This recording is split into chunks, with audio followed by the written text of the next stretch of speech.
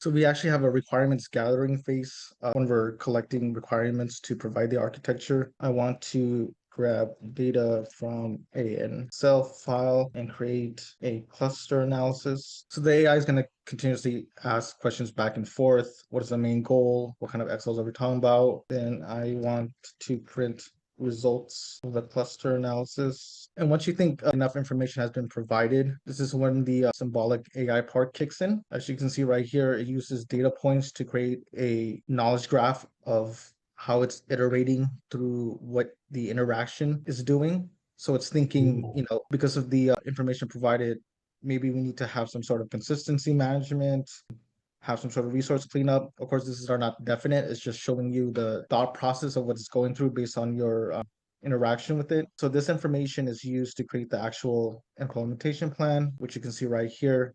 It provides a whole project overview, technology stacking dependencies, file structure, and then the complete file by file implementation. And the goal of this is so that the user can actually just copy it and then paste it to an LLM or whatever code generation tool you'll have. And you don't have to actually worry about any of the architecture stuff because the symbolic AI was able to iterate through specific data points to determine what is actually needed for this kind of project. So yeah, that's pretty much the two betas I have out there. The architecture one, I'm gonna actually start providing a paid subscription plan for probably sometime next week. I call that one Socrates because it asks its questions back and forth. So Well, this is fantastic, Ian. What a great leap forward. Ever since the hackathon where you presented, we've been engaged. I want to immediately start using this on a project.